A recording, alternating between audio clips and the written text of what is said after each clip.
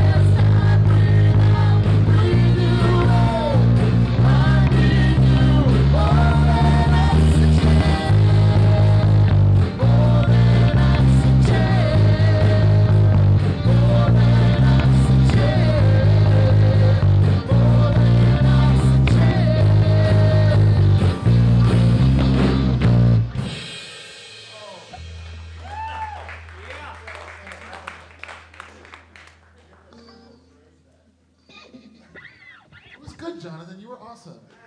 Don't beat yourself up, man. You know, it was an extra cymbal crash. No big deal. Perfect. It was perfect. I like cymbal crashes. Yeah, Ray liked it better that way. It's all good. It's a casual morning here at the Quest, friends. We are just laid back. I'm a school teacher, like, every day when I'm not here, and I don't have to go to work tomorrow, you guys. And I'm okay with that, you know? I'm feeling free today. Okay, we're going to sing another song. It's called Furious, but it's not like angry furious. It's like intense furious, right? I'm in a goofy mood, y'all. Okay, ready? Bring it. 1, 2, 3, 4.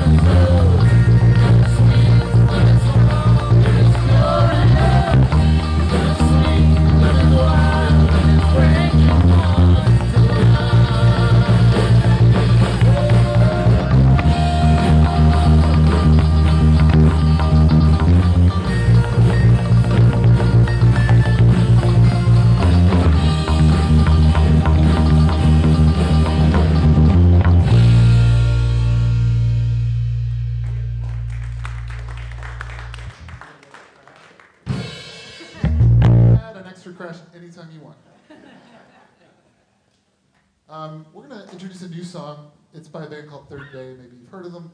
The song is called Your Love is Like a River, and to me it's just really powerful. I actually have one tattoo on my arm. It's covered up by my watch band, but it's a river, and it's my symbol for God. It's the idea that God is like this raging river, and I can't control that river. All I can do is jump in and let him take me where he's going to take me. And so I like this song because it talks about how his love is just this unbelievable, flowing thing.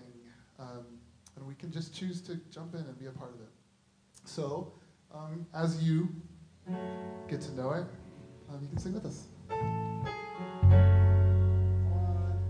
2, 1, 2. Whoa.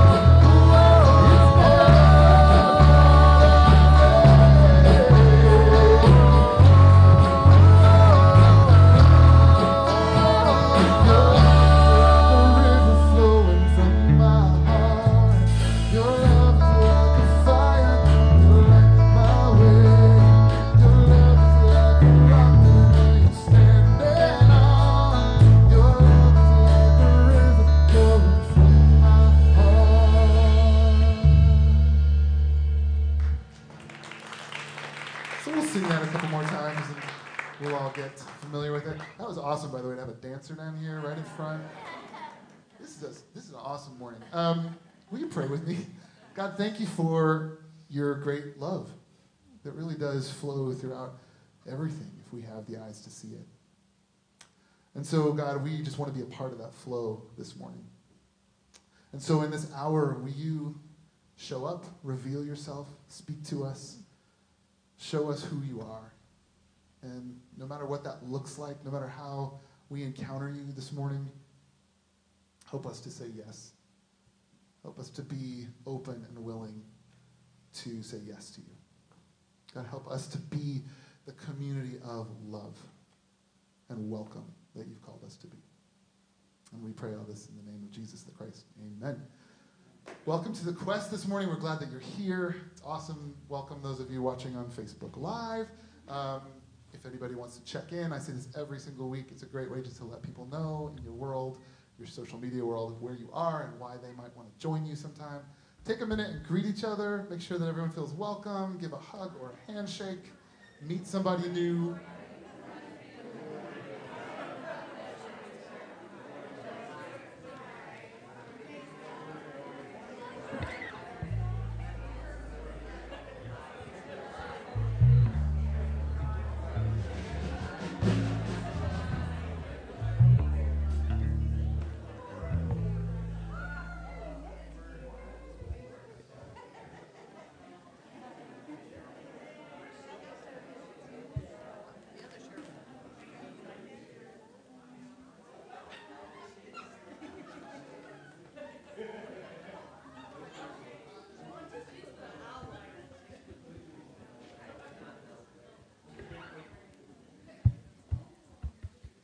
Hello, good morning, everyone. Good morning. Hi, I'm Christine, and Kids Quest Director. Welcome to the Quest. First of all, happy summer. You know, as Matt mentioned, he is a school teacher. I see quite a few school teachers here. Would you please stand up? You guys, happy summer. So look at all these teachers. Wow. Thank you.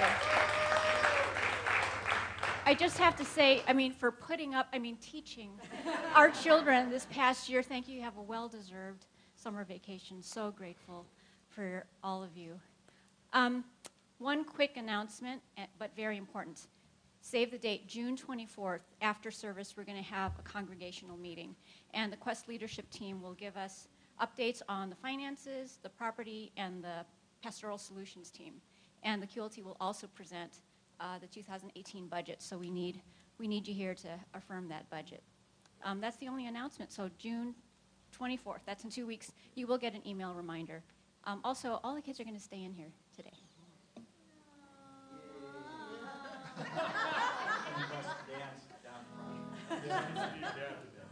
So we are going to take an offering now. If you are a Quester and you are compelled to give, we certainly would encourage that. And if you're a visitor, please don't feel like this is for you at all.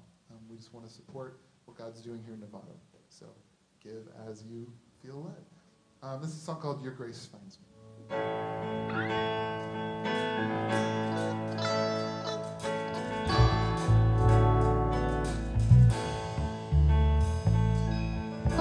It's there in the newborn cry,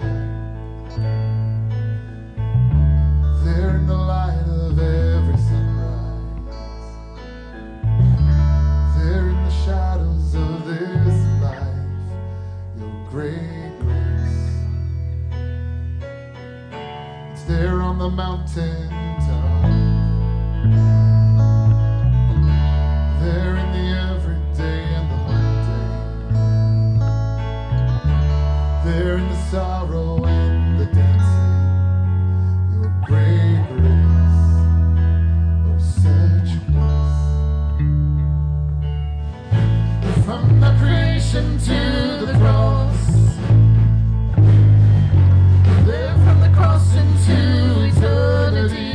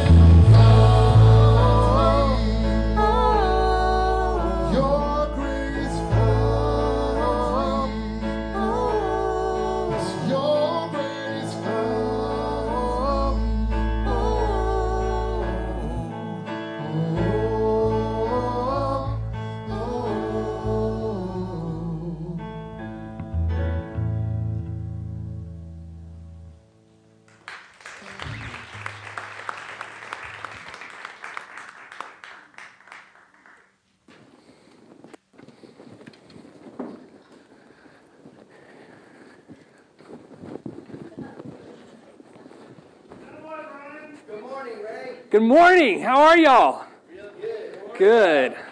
I'm good too. Kids should be excused. Why would my own kids don't want to listen to me? I don't know. This is one of my favorite services that I get to do every year. This is the first time I've done it here, but it's one of the things I just enjoy doing. Today we're going to celebrate the areas of growth in our young people here and around the Quest. Throughout the service, we're going to be calling up a few of our friends to come up and join us, and we get to celebrate them and who they are. We're going to celebrate those moving on from elementary school into middle school, celebrate those moving from middle school into high school, and we've got a couple of high school graduates today that we're going to honor and celebrate that made it here this morning in spite graduating this weekend. So the fact that they were able to get up and be here at 10 o'clock on a Sunday morning following graduation. I hung out with the Novato High School sober grad night Friday night, so if I'm a little lacking in energy, it's because Tony didn't let me get enough sleep the other night. I could have been in bed by 5, but Tony made me take him home. As we do this today, we're going to be walking through Psalm 23.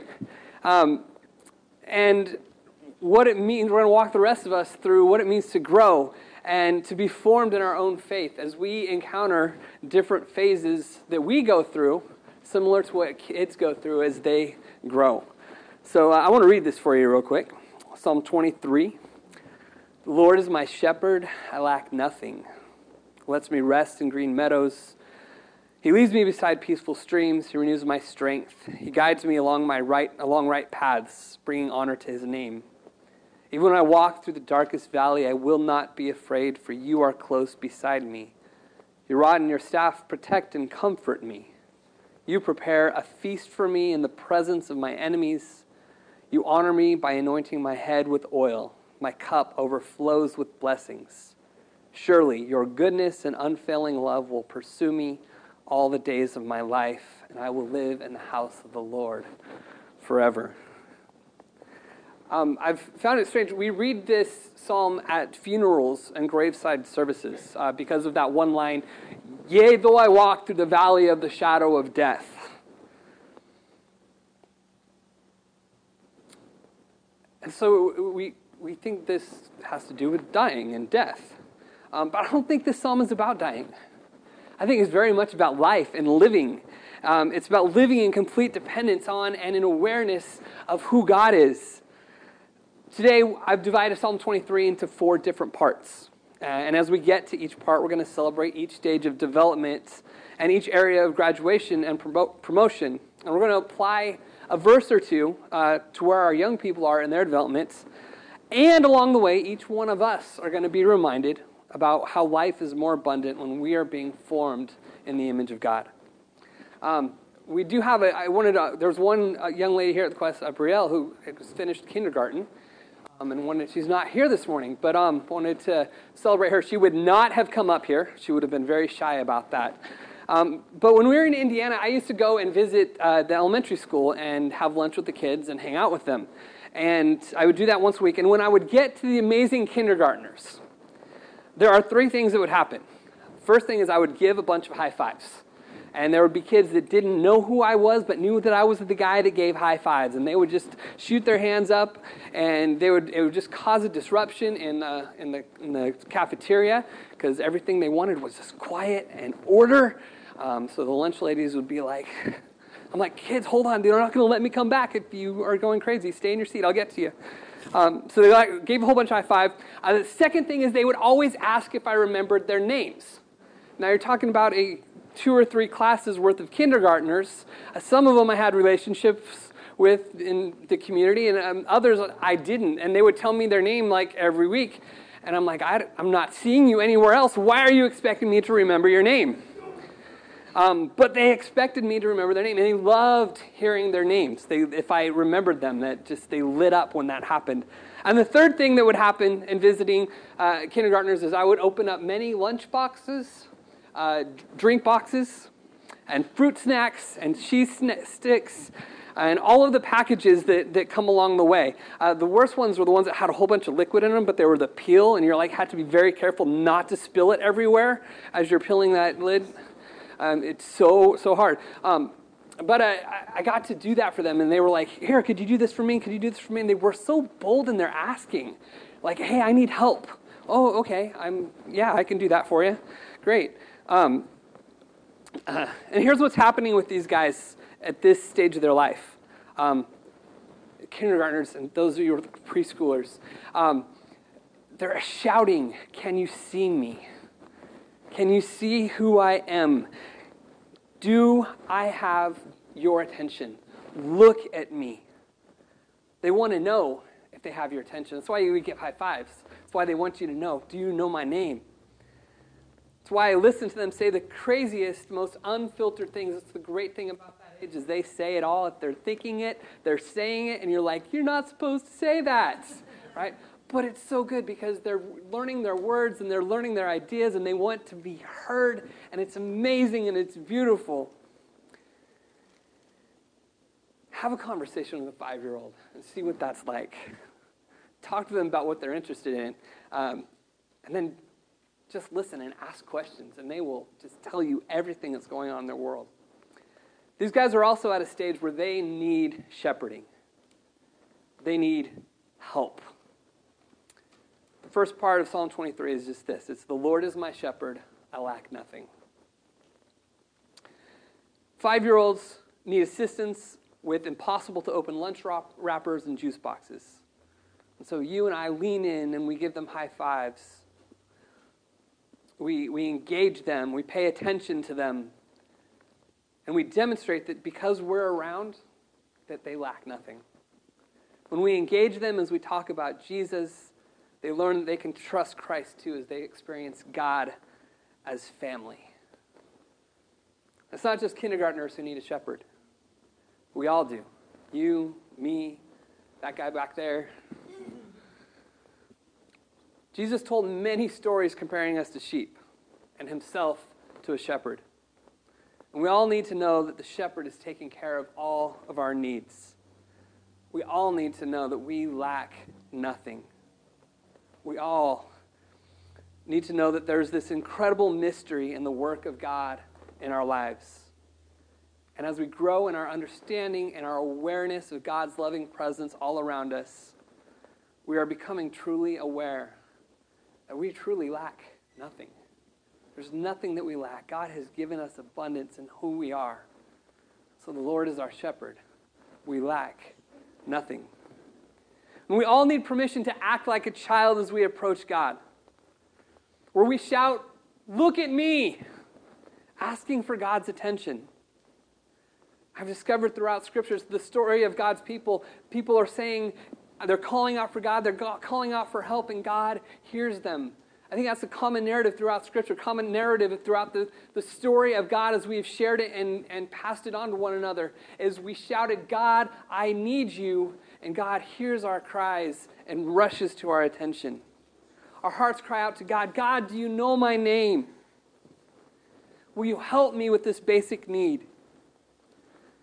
And some of you need to know that, yes, the Lord is your shepherd, and you lack nothing.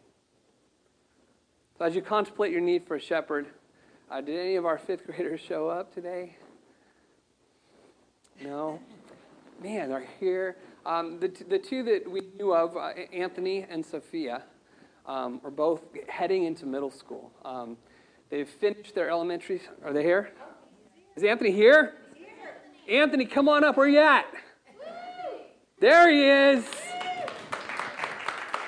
All right, Anthony, come on up, and I'm going to turn things over to Christine. This is Anthony, and he's been coming to the Quest, maybe, is it like about a year now? Okay. Well, you want to tell everybody where you're going to middle school? I'm going to Hamilton.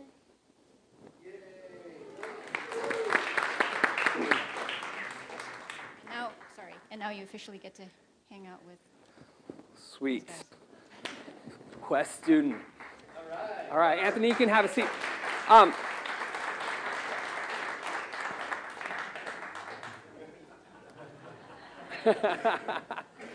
Did you take it off, Anthony?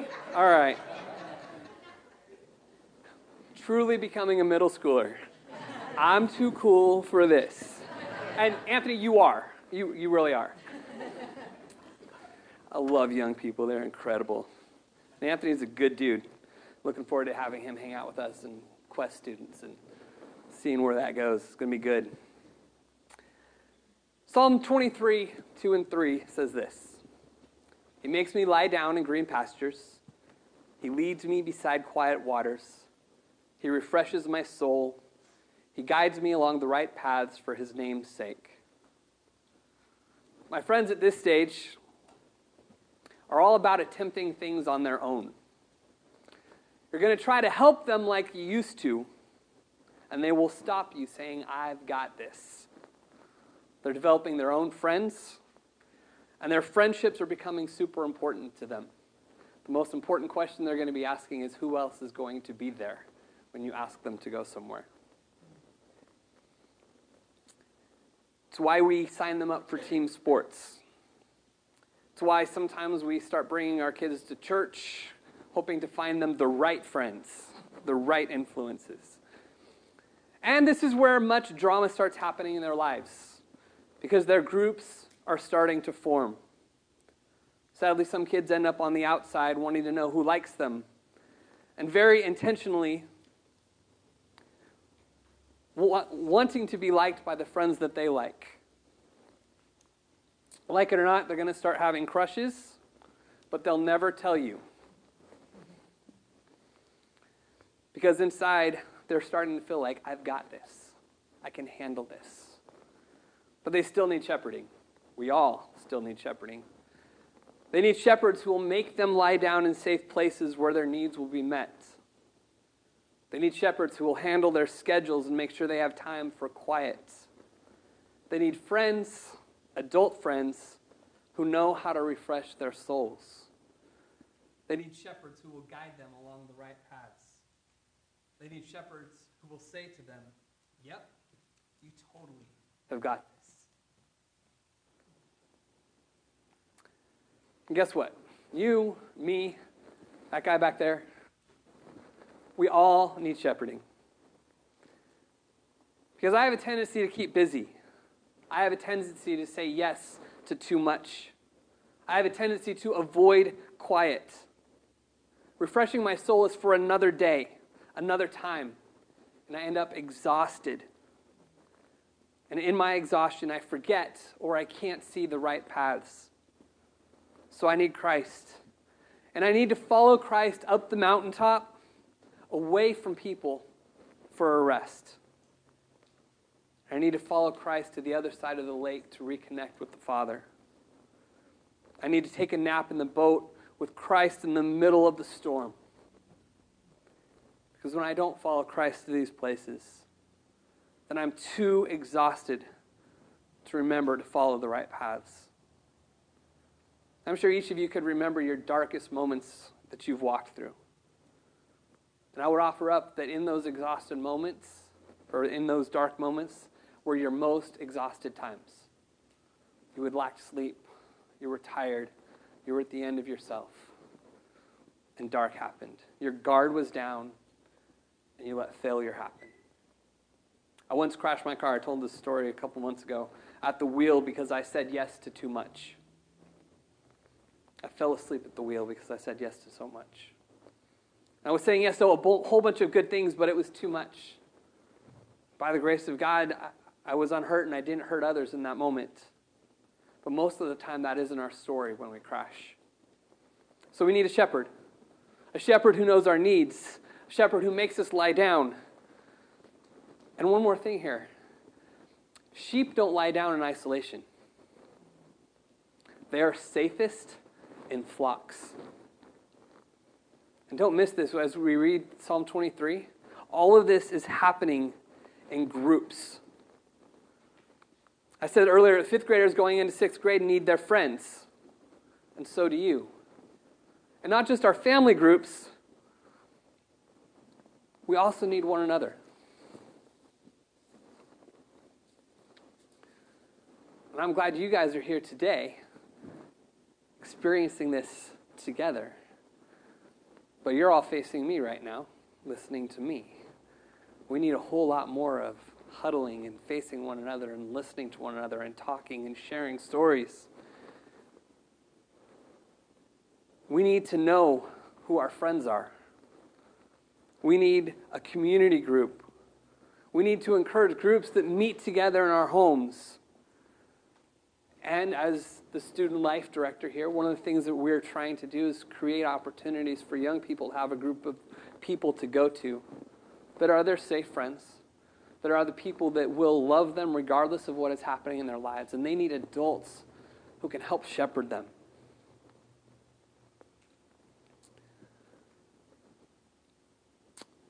Next, we want to honor actually, we have one 8th grader who's moving on from 8th to high school. And she isn't here this week. Her schedule with her parents has her. Is there another one? All right. Come on up.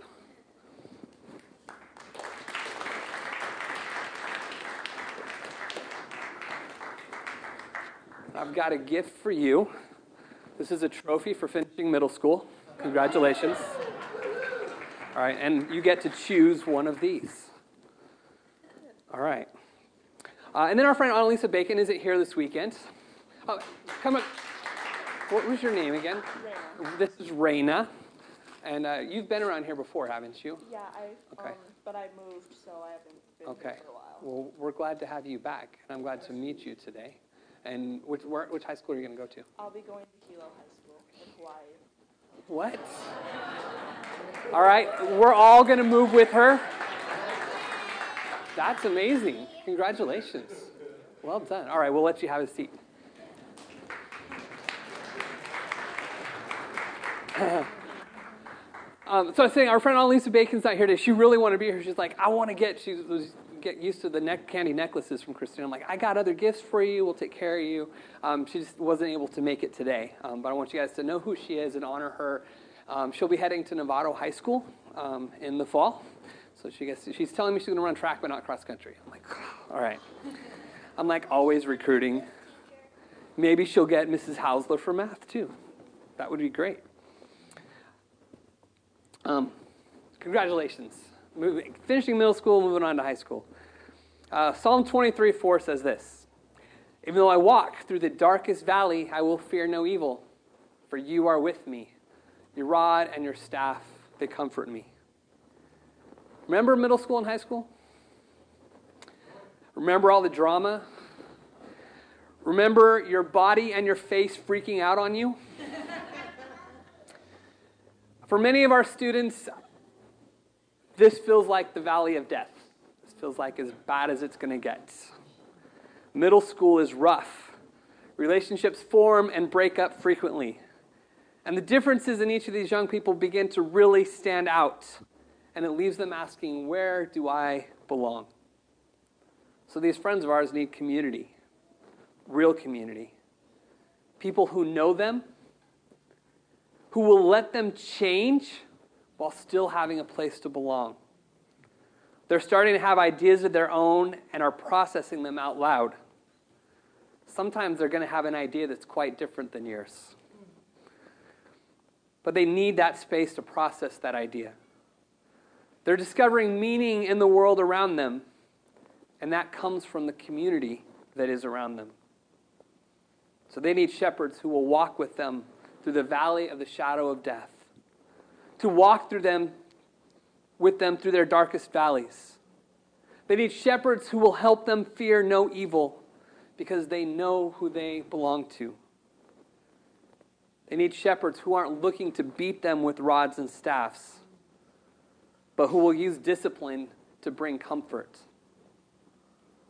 I think sometimes we think of the rods and staves and we think of, like my son would, bow staves and swinging them around. But these rods and staves that shepherds carried were used to guide and comfort.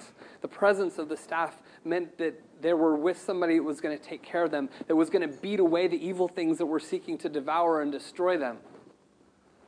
The rod and the staff brought discipline in that it guided the way. It was used to guide. It wasn't used to beat and to tear down. And so our young people, they need shepherds who are going to use the rod of discipline to guide and comfort. Christ's discipline brings us comfort and rest. And our young friends here need discipline that does the same thing.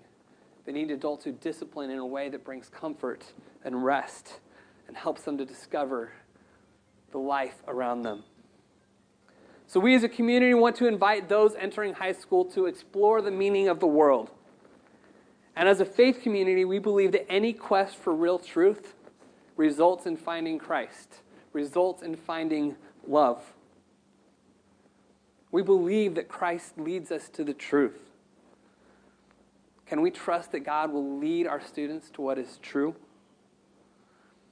If we can do that, then we need to give these young people freedom to find that truth, to find that meaning, to ask lots of questions, to hear us say, I don't know, but I'll go there with you.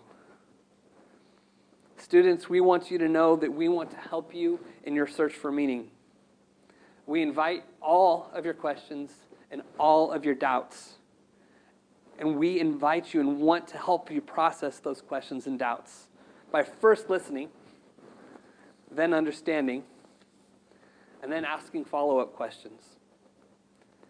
Don't search for meaning without asking the people who have helped you to survive to this point. And I think that's for all of us.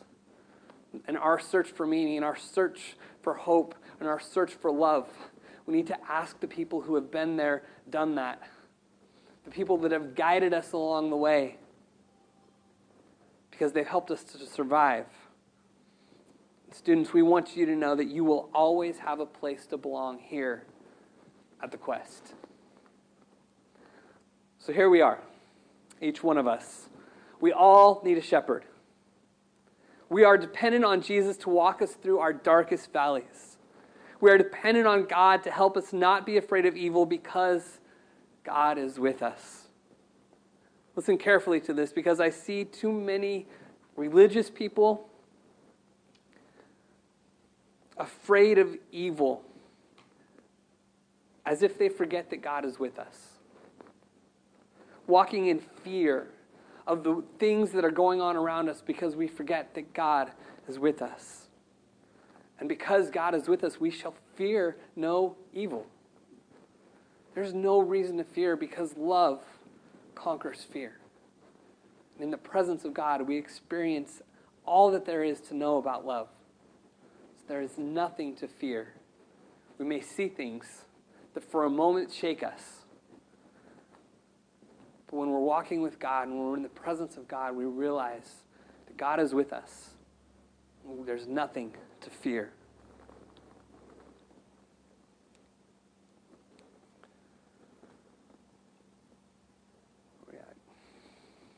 And each of us needs a shepherd to comfort us with discipline. It's easy for us to go the wrong direction. But we are all dependent on God to discipline us in that right direction. And so finally, I'd now like to bring our graduating seniors to the front of the room. Come on up. Both of you. And if there's others, I know there's at least two here. Anybody else just graduated? All right.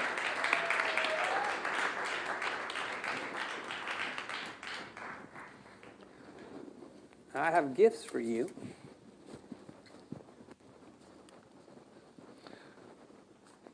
We like to give you a compass. You always know your true direction. It's the love of God. And another gift for each of you. All right. It's Noelle Ruiz. Tony Housen.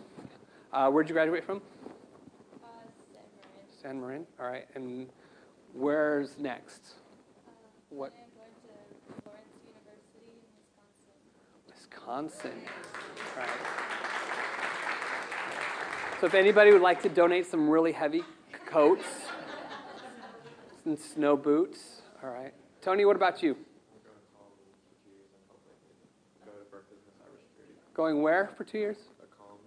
COM. If I can make it to Berkeley for cybersecurity. Very cool. All right, and where did you graduate from? Model High. Very cool. All right, you guys can have a seat. I'll probably have some words to share with you guys, but thanks for coming up.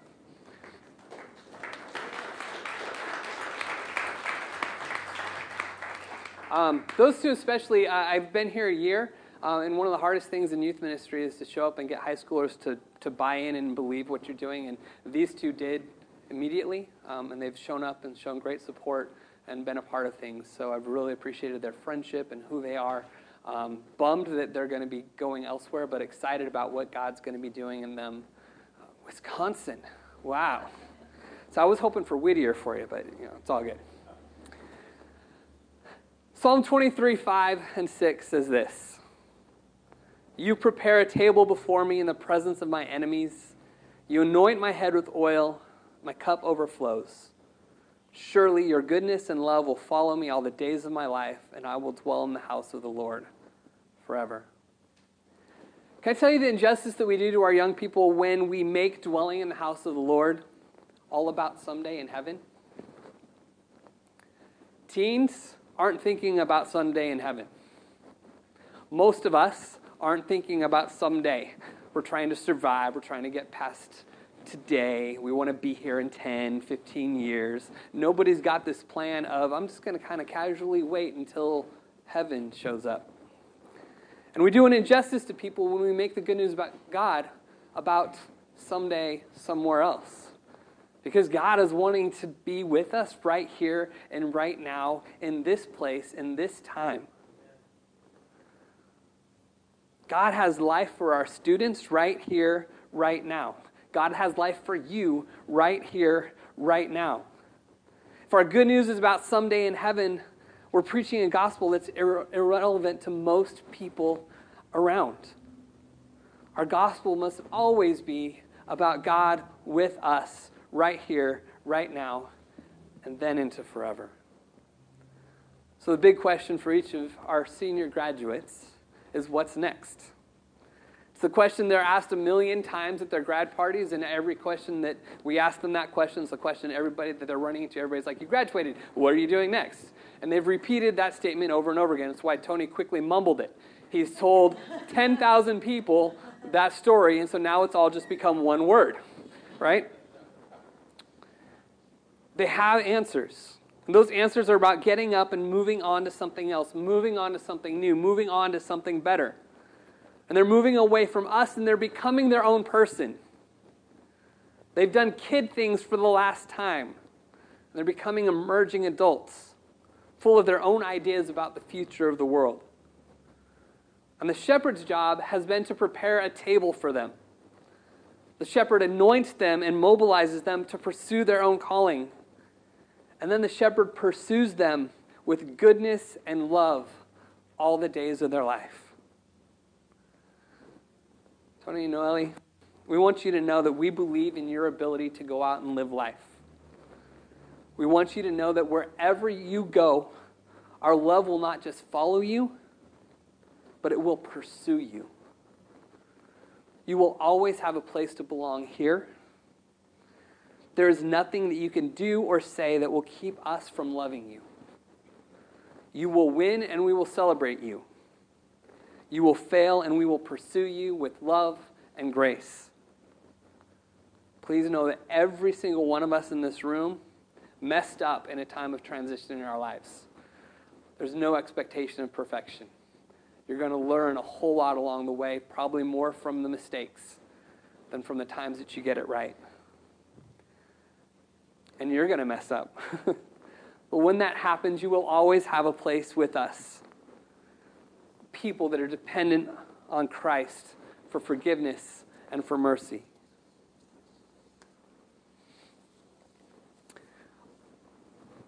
Quest, just one time, actually, what I'd like you guys to do is, as they are seated, I would like you to stand up and give them a standing ovation.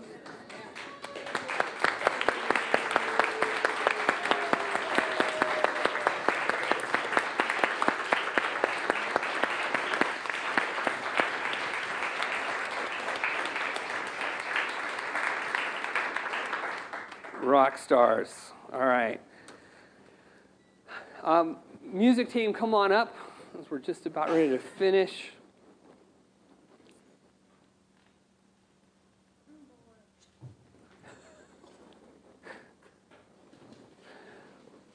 So we all need a shepherd.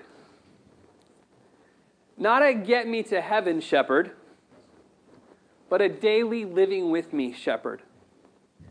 A shepherd who allows us to feast in the presence of our enemies. Think about that. Feasting in the presence of your enemies. We talked a few weeks ago about sitting at a table, everybody included. Can you imagine sitting at a table with our enemies? People that we disagree with, people that have caused harm to us. That gets complicated. There's a lot of healing that needs to happen in that. But what God is doing for us is allowing us to feel presence and peace and comfort and love while we're eating. We don't have to be afraid of being preyed upon while we sit and feast. And there's a difference between feast and just simply surviving on a piece of meal. A feast is thoroughly enjoying the food that has been placed before us. And that's what the shepherd does for us. That's what God does for us, preparing a feast for us in the presence of our enemies. We need a shepherd who anoints us to do good work. And God has done that. Our vocation in this world is to love one another, to love our enemies, to love people everywhere. That every encounter we have with another human being is another opportunity for us to show love. That is the good work that God is inviting us into. Once we feel secure in who we are and in the love of God that God has for us,